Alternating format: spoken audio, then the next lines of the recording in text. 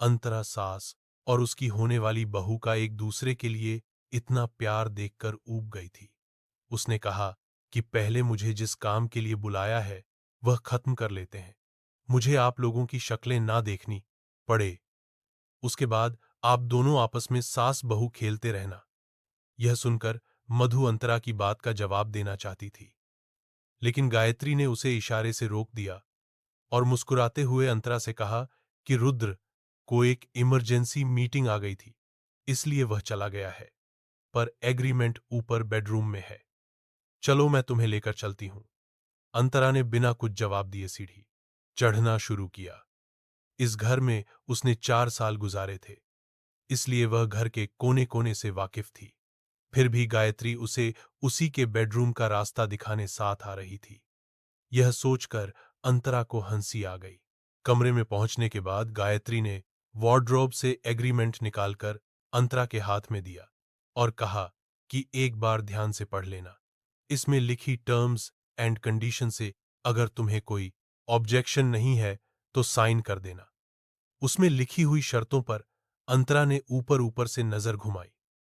उसमें यही बात पर जोर दिया गया था कि आहूजा खानदान की जायदाद में से उसे कुछ भी नहीं दिया जाएगा, लेकिन उससे अंतरा को कोई दिक्कत नहीं थी। अंतरा ने गायत्री से पूछा, पेन कहाँ है? गायत्री ने बेड की दूसरी तरफ इशारा करते हुए कहा कि उस टेबल पर। अंतरा गायत्री को गुस्से से घूरने लगी। उसे समझ आ रहा था कि गायत्री उसे जानबूझकर परेशान कर रही है, लेकिन अंतरा को उसके साथ बहस करके बात को लंबा नहीं करना था, इसलिए वह चुपचाप बेड की दूसरी तरफ गई।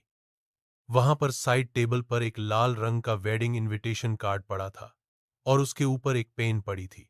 अंतरा ने पेन उठाई और एग्रीमेंट पर जहां जहां उसका नाम लिखा था सब जगह साइन किया और एग्रीमेंट वापस गायत्री को देते हुए कहा।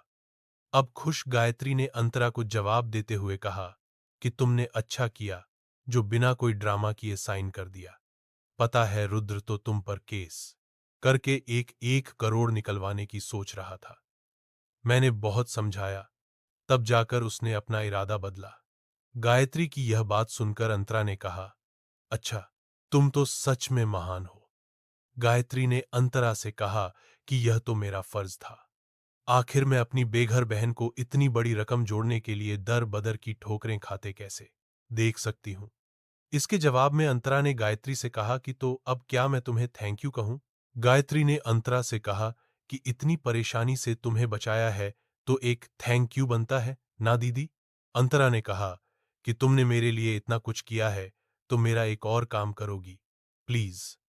रुद्र से कहना कि अगर उसे मुझसे पैसे चाहिए तो मिल जाएंगे, लेकिन उसके लिए वो खुद मेरे सामने आकर बात करें, ऐसे बुजदिलों की तरह तुम्हारे जरिए धमकियां ना दें। इतना बोलकर अंतरा ने दरवाजे की तरफ चलना शुरू किया। अंतरा बेडरूम के दरवाजे पर पहुंची ही थी कि गायत्री ने उसे आवाज देकर रोका और कहा कि 1 मिनट। अंतरा गायत्री की आवाज सुनकर